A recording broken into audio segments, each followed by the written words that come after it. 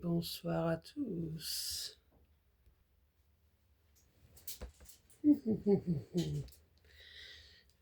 Aujourd'hui, c'est plutôt le soir, parce que nous sommes le soir actuellement, on va refaire une nouvelle petite lecture d'histoire, d'horreur.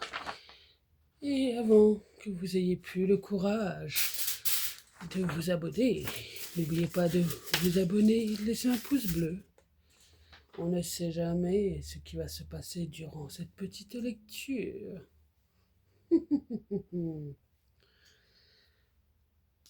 Alors, l'histoire d'aujourd'hui, enfin de ce soir plutôt, c'est le dernier appel.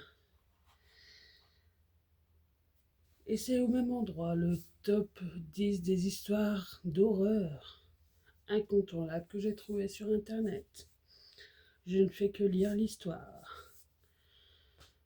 Alors, pour commencer cette histoire, ce soir, je vais vous raconter l'histoire racontée d'une histoire très fortement inspirée d'une histoire vraie. Comme d'habitude, et par respect envers les victimes et de leur famille.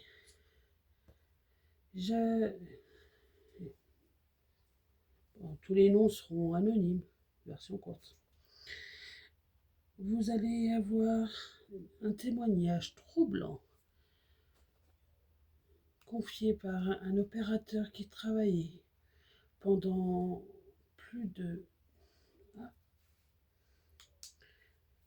plus d'une décennie au standard téléphonique des urgences.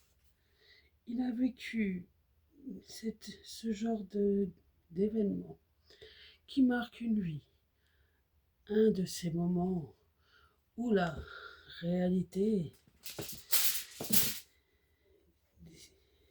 vacille, laissant la place à quelque chose que ni la science ni la logique ne pouvaient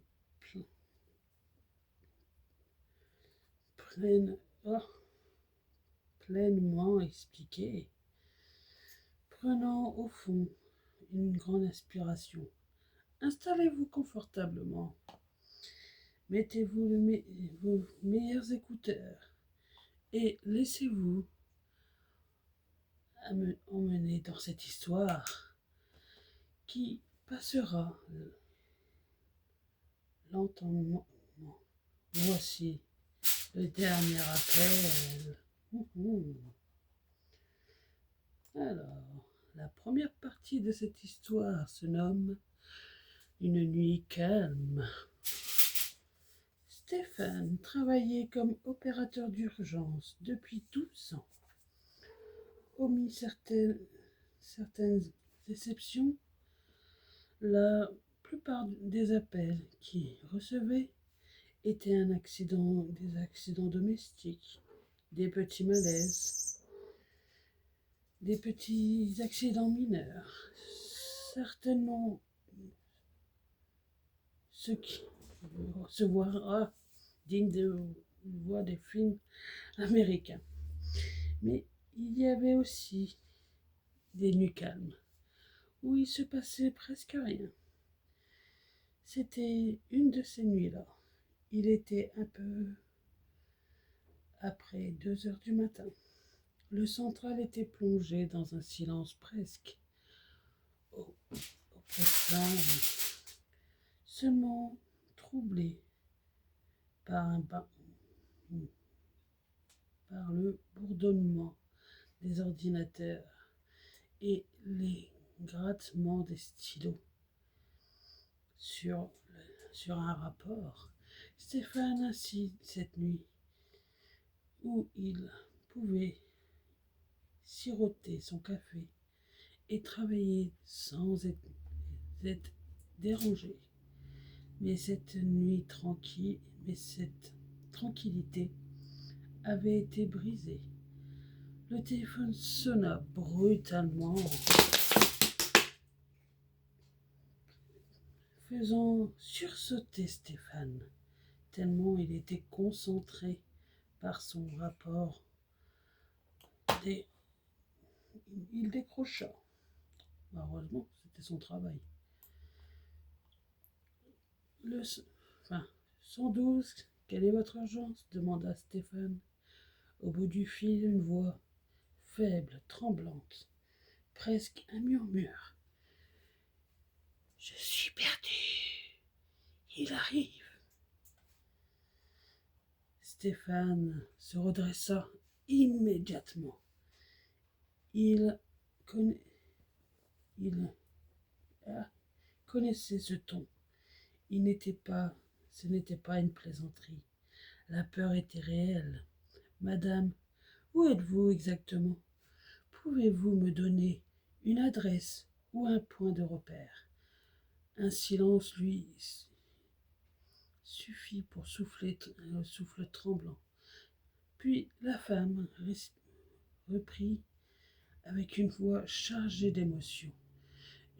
Je suis dans la forêt. Je crois qu'ils me suivent. Oh là, ça commence bien finalement cette histoire. Partie 2. Un appel inexplicable. Un appel inexplicable. Excusez-moi, j'ai bugué. Stéphane lança immédiatement le protocole de géolocalisation pour identifier l'emplacement de l'appel. Et là, le premier point troublant. L'écran resta vide, aucune coordonnée. C'était comme si l'appel venait de nulle part. Madame, écoutez-moi, restez calme. Qu'est-ce que vous venez voilà, je vais y arriver. Est-ce que vous voyez une route ou des lumières autour de vous? La femme hésita avant de répondre. Sa voix se brisait légèrement. Non, juste des arbres. Partout des arbres. Et des ombres.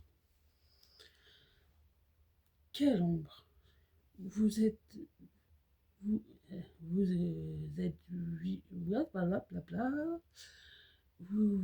vivez vous êtes suivi par quelqu'un? Combien de personnes voyez-vous? Un bruit sourd retentit au bout de la ligne, comme si le combiné avait heurté quelque chose. Puis un cri étouffant. La communication se coupa.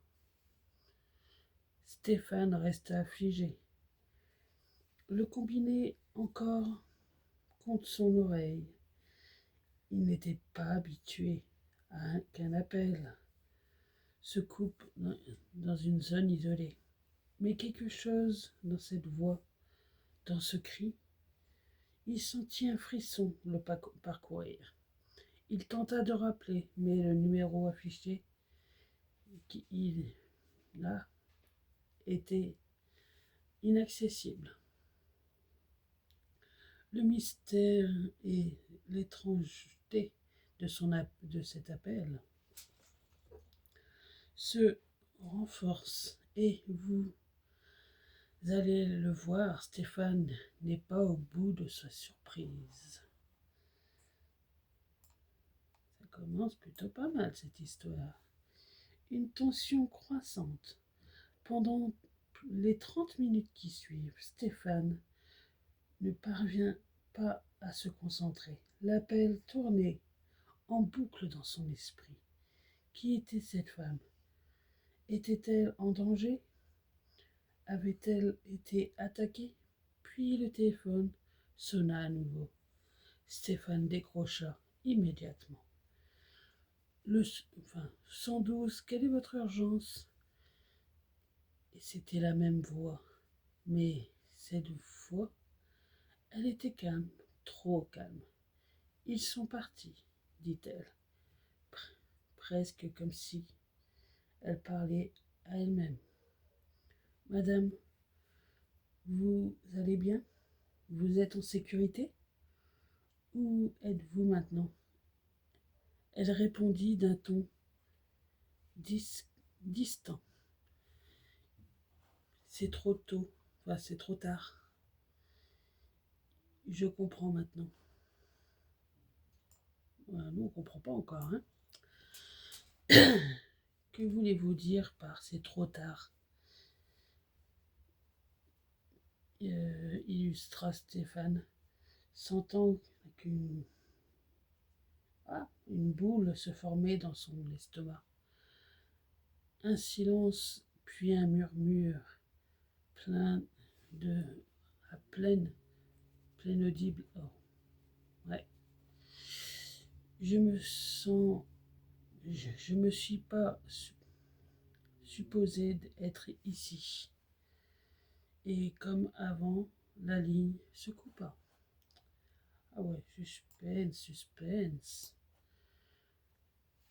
La partie 4 se nomme une prise inattendue. Stéphane resta un moment, le long, ah, resta un long moment immobile. L'appel avait une qualité trop bonne pour être réelle, presque fantam, fantama- ouais, fantomatique. Ouais, attends, j'arrive à le lire, super. Mais il devait rester raisonnable. Il vérifia des logs du central, ouais, les loges du central, pour localiser l'origine des appels. Pourtant, une fois de plus, il ne trouva rien. Les deux appels n'étaient pas enregistrés. Perturbé, il alla parler à Damien, son collègue en pause dans la salle de repos. Tu crois au hasard? Demanda Stéphane, d'une voix tremblante à Damien. Et bien, amusé répond. Tu m'étonnes. Pas en pleine nuit, au central, pourquoi? Stéphane lui expliqua rapidement les appels qu'il venait de recevoir. Damien, d'abord sceptique, lui suggéra de vérifier les bases de données des accidents récents. Peut-être que cela pourrait expliquer quelque chose. Stéphane fouilla le système pendant plus de 2 heures, une enquête de réponse. Il tomba sur un signalement étrange datant d'il y a quelques années. Une adolescente du nom de Clara disparut dans la forêt voisine, la forêt de Bocodon. Le détail qui le fit frissonner.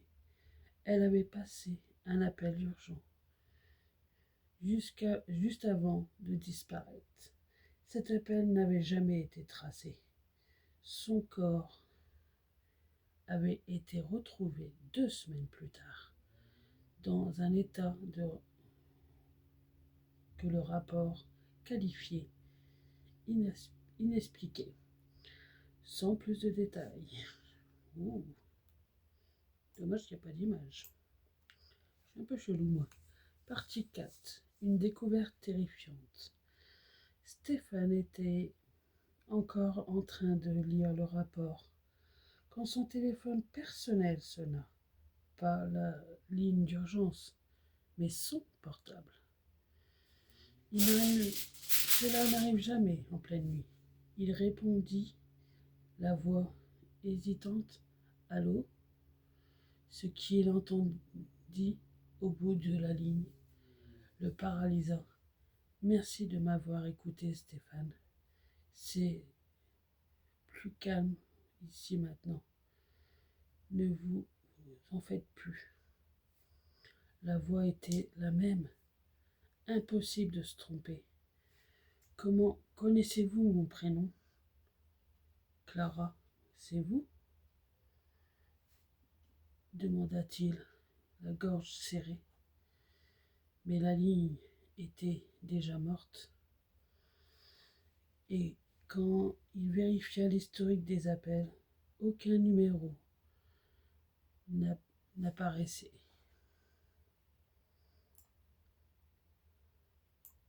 L'histoire aurait pu s'arrêter là, mais cela aurait déjà bien assez mystérieux pour un seul homme.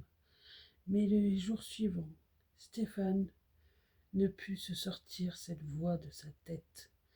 Il fouilla davantage dans les archives du central, en découvrant d'autres rapports d'appels similaires, tous venant de la même région, tous impliquaient des voix calmes mais effrayées, mentionnant une présence et des ombres. Des similitudes ne faisaient que renforcer son angoisse. Et je pense qu'on peut le comprendre. Je crois que tout le monde peut le comprendre. Hein. Un soir, il reçut un email sans expéditeur.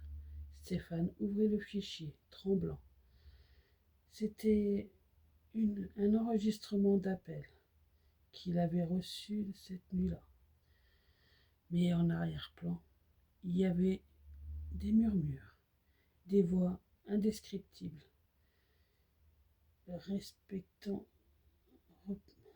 répétant son nom, chuchotant des mots incompréhensibles, puis un bruit sourd, suivi d'un long cri. Oh! Alors, la partie 6. Voyons voir où est-ce que ça va aller pour la suite. La vérité impossible. Déroulée et à court d'explications logiques, Stéphane appela un ancien collègue, Marc, qui avait travaillé au central avant de lui. Oh. Yep, excusez-moi. Qu'il était devenu un bon ami. Marc écouta son récit sans le couper. Une fois, une seule fois, et puis il murmura. Ça recommence. Oh. Marc lui expliqua qu'il y avait eu d'autres opérateurs avant lui qui avaient reçu des appels similaires. Tous avaient décrit les mêmes détails, une femme, une forêt, des ombres. À chaque fois, les appels cassaient aussi brusquement qu'ils avaient commencé.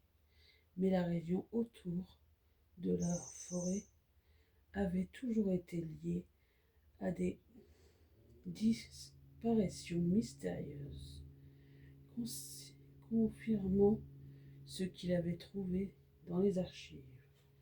Marc ajouta d'une voix tremblante. Il ne recherche pas à être sauvé, Stéphane. Il cherche quelqu'un. Selon Marc, ces histoires étaient des canulars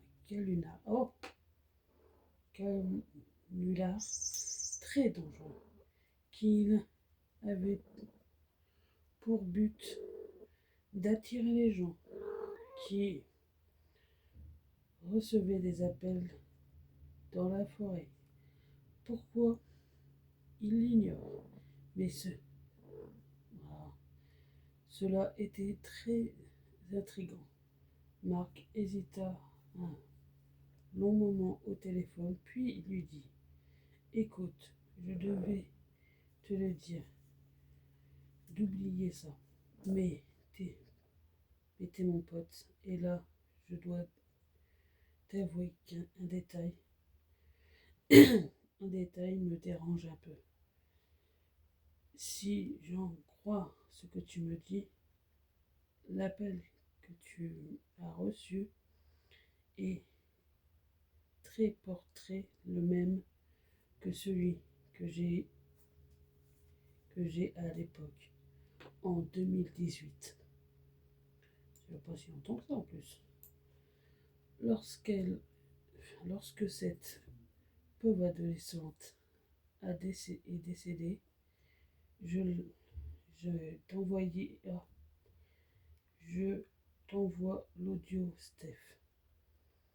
Mais après, promis, promets-moi de passer à autre chose, s'il te plaît.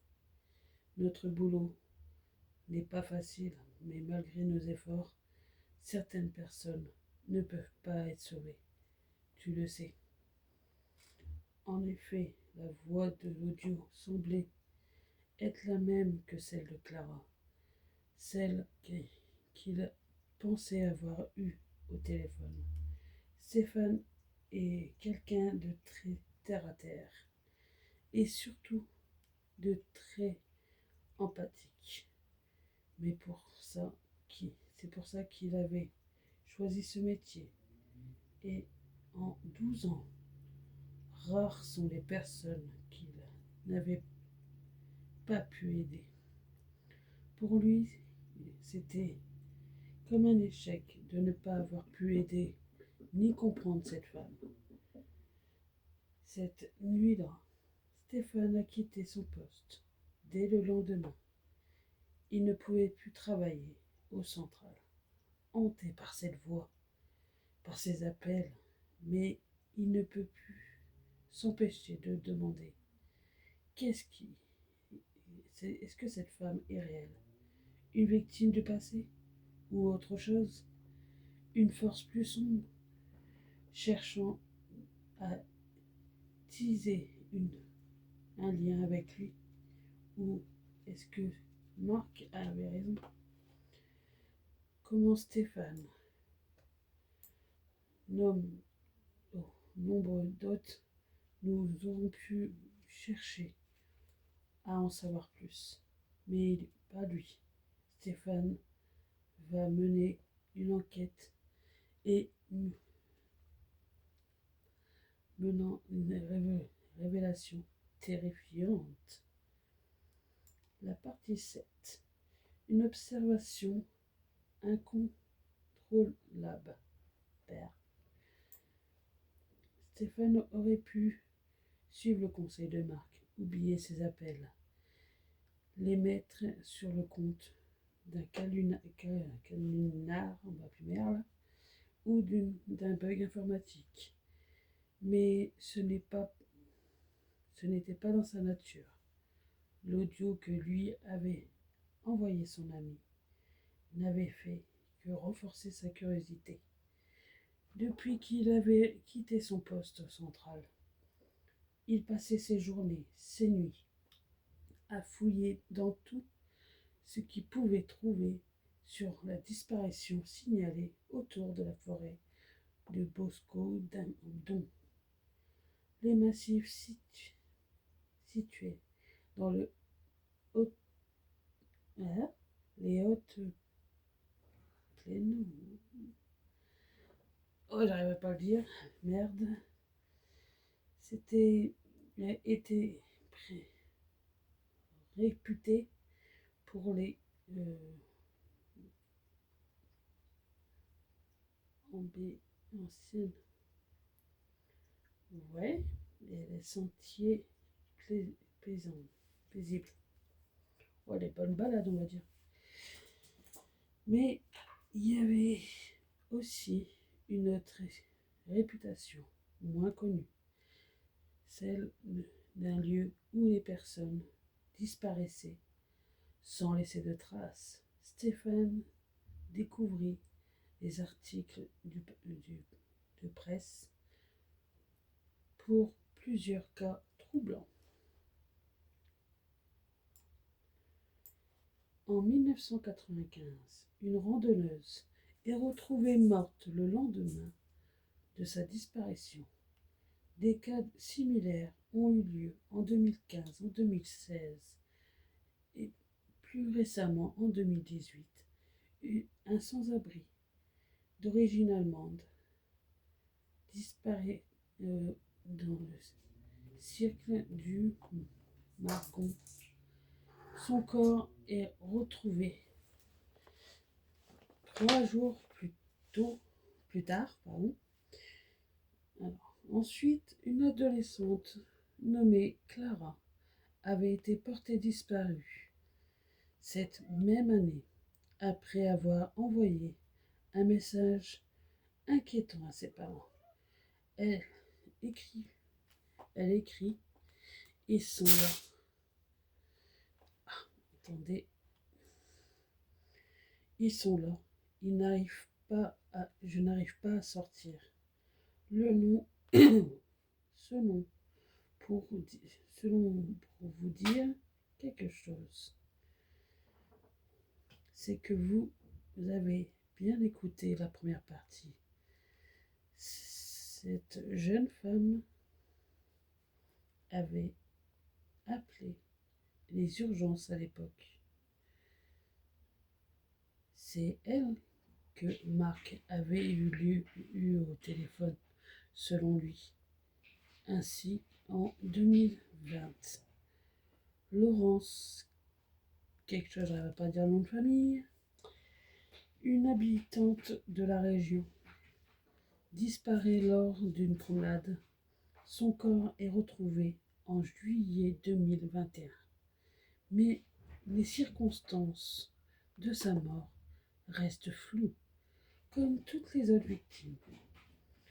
C'est évidemment un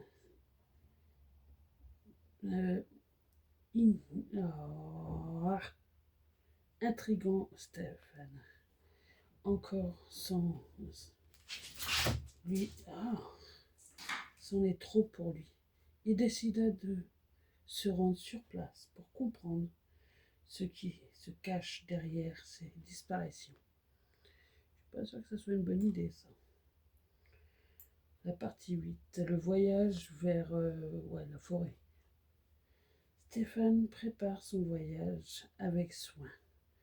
Il emporte une lampe torche, des enregistreurs, une carte détaillée de la région, la route vers la forêt est sinueuse, bordée d'arbres imposants. À mesure qu'il s'approche, une sensation oppressante l'envahit. En vérité, il commence légèrement à douter. Est-ce que vraiment c'était une bonne idée de s'aventurer seul dans cette forêt? Mais sa curiosité est plus forte que ses doutes. Après tout, des milliers de randonneurs s'y aventurent chaque année. 5 ou 6 morts mystérieuses en 20 ans. Ce n'est pas finalement pas étonnant. C'est ainsi qu'il s'amuse, qu'il se rassura. Je ne suis pas sûr que ça sera suffisant. Arrivé à l'abbaye de Beaucoudon, là, il est frappé par un silence des lieux. L'abbaye, fondée au XIIe siècle, est entourée de forêts denses, si denses qu'une fois au pied des arbres, on pourrait, on parvient à peine à voir le ciel. Stéphane se gare, allume son enregistreur audio et commence son exploration. Suivant les sentiers empruntés par les disparitions, selon les fameux articles dans la presse. Car oui, un détail étrange de plus que j'ai omis de vous préciser, tous les corps ont été retrouvés au même endroit, à, à peut-être à peu de choses près, dans un rayon de 1 kilomètre. Stéphane avait tracé avec un crayon rouge ce fameux rayon sur la carte. Le 9e partie. Les ombres du passé. Au bout de plusieurs heures de marche, il arrive à un sentier qui semble ne pas avoir été emprunté depuis plusieurs... Chut, depuis un bon bout de temps. Il est obsédé par un arbre tombé sur le sol. Sur ce dernier est gravé « Ne pas franchir ». Il hésite. Il se rappelle pourquoi il est ici. Regarda sa carte. Il alluma son enregistreur vocal. C'est bien ici. Il enjambe un... Oh, dégage-toi! Purée! T'as pas à te mettre sur la vidéo, t'es un chat, t'es pas une vidéo, toi. Il enjambe l'arbre mort. Au bout de quelques mètres, il regarda son téléphone. Ok, comme je m'en doutais, il n'y a aucun réseau ici.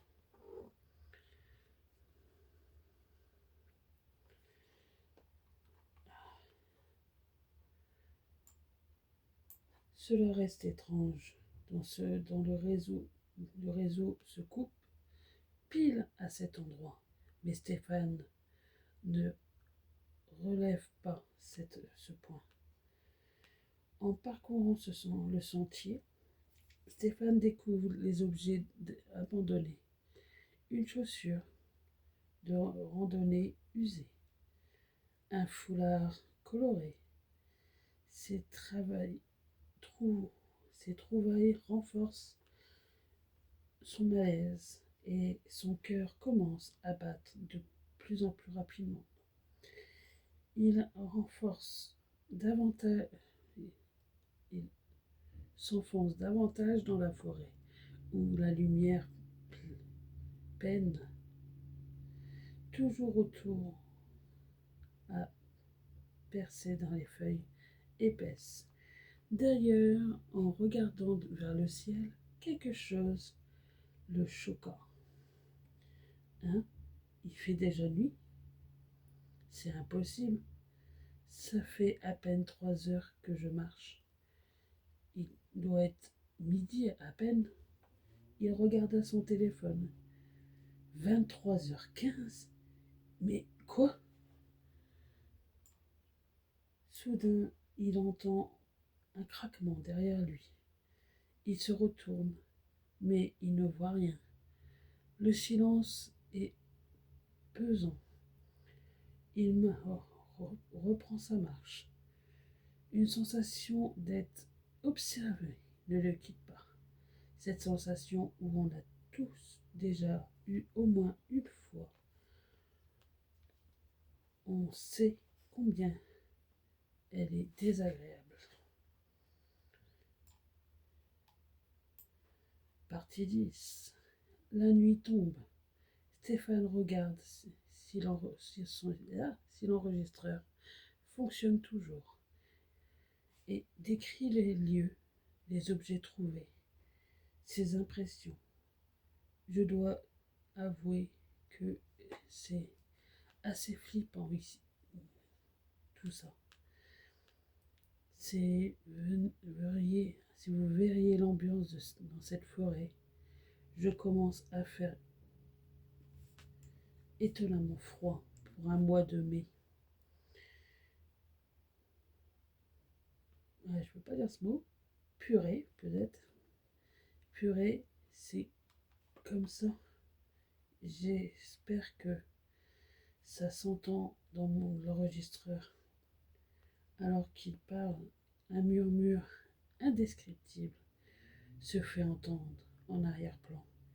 Il s'entend, il entend, il tend l'oreille, mais le murmure casse. Il commence à perdre à son sang-froid. Il reprend sa marche, mais les murmures reprend plus proche cette fois. Il appelle. Eh oh! Je suis pas sûr que ce sera suffisant. Mais seul l'écho de sa voix lui répond. La peur recommence à s'intensifier, ouais. Stéphane réalise qu'il s'est éloigné du sentier principal. Le GPS de son smartphone ne capte plus, ne capte plus de signal. Sans trop tôt, c'en est trop. Il réalise que cela devient trop dangereux pour une enquête. Il tente, il tente de retrouver son chemin. Mais plus il marche, moins il reconnaît les lieux. Les murmures deviennent des chuchotements discrets. Il entend son prénom prononcé avec insistance. La panique le gagne. Il accélère le pas, mais trébuche sur une racine et tombe lourdement. La 11e partie. Oh, attendez un instant. Ah, ça fait mal à mes jambes. Il se relève. Il se relève. Stéphane aperçoit une lueur au loin. Il s'en approche et découvre une cabane en ruine. Enfin, une trace de vie.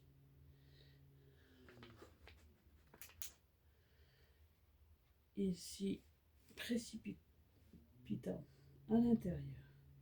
Des griffures, des recouvraient les murs.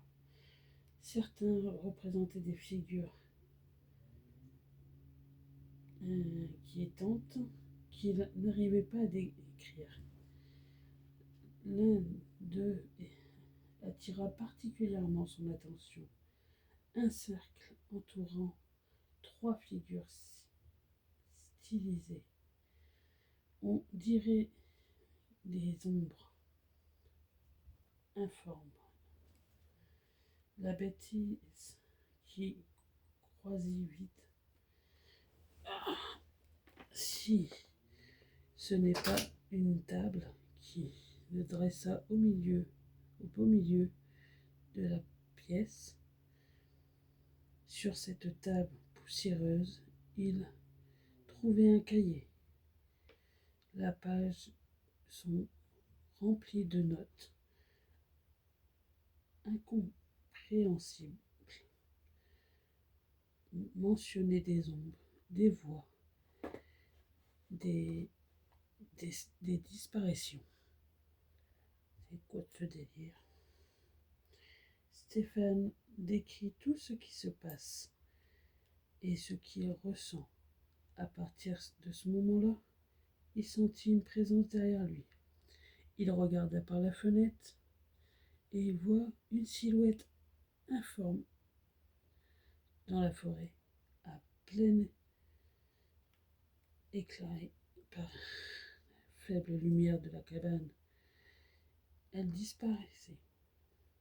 Si quelqu'un trouva ça et elle hésita, sachez que je voulais comprendre. Ceci est mon dernier appel vocal, comme s'il avait pris conscience de quelque chose à cet instant. Il se retourne brutalement et aperçoit une silhouette sombre à l'entrée de la cabane. La peur le paralysait. On l'entend dans l'enregistrement à son souffle. À en croire l'audio, la silhouette avançait lentement vers lui. Le dernier son entendu sur l'enregistrement est le bruit d'une vitre se brisant. Oh, c'était plutôt intéressant. Alors,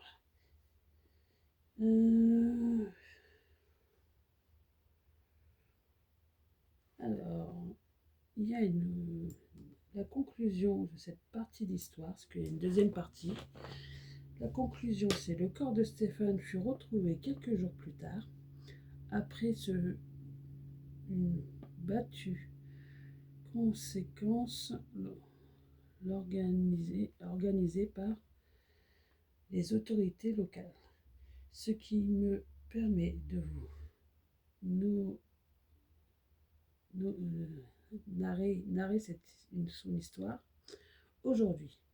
C'est son témoignage post-mortel, quelle ironie, qui laissa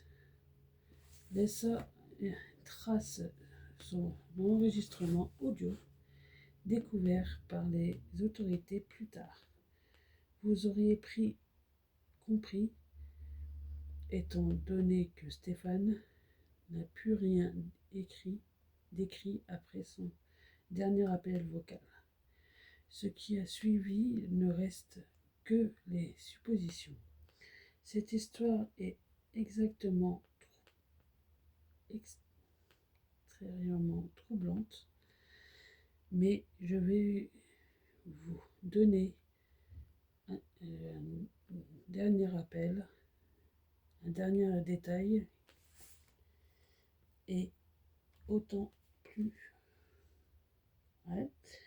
Aucune cabane comme celle décrite par Stéphane n'a jamais été découverte dans la forêt de Bosco-Don. Ce qui est autant plus étrange, c'est que, contrairement aux autres disparitions, cette histoire semble avoir été étouffée par les médias. J'ai dû mener une enquête pendant des jours pour réunir toutes les informations sur son sujet. Je serais très curieux d'avoir votre avis sur cette histoire. Cela fait beaucoup d'éléments mystérieux pour une seule histoire. Alors, si vous pouvez vous passer près de la forêt de Bosco-Don,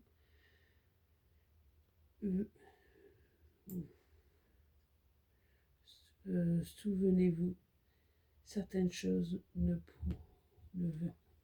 veulent pas être découvertes. Alors, pour aujourd'hui, cette partie-là est finie. Mais bientôt, il y aura la deuxième partie de le dernier appel. Il y a une deuxième partie que je vous lirai, ce qu'il y a la suite qu'il y a. Mais déjà que la première partie était un peu longue, on va pas faire la suite maintenant. On va attendre un tout petit peu. Alors, pour déjà aujourd'hui, c'était déjà franchement plutôt intéressant et intriguant. Et si vous avez encore le courage, avant de passer une excellente nuit, n'oubliez pas de vous abonner et de laisser un petit pouce bleu. Ça me fera atrocement plaisir. Abonnez-vous et laissez un pouce bleu. Et Et bientôt, je vous dirai la suite et passez une bonne nuit. Enfin, si vous le pouvez encore.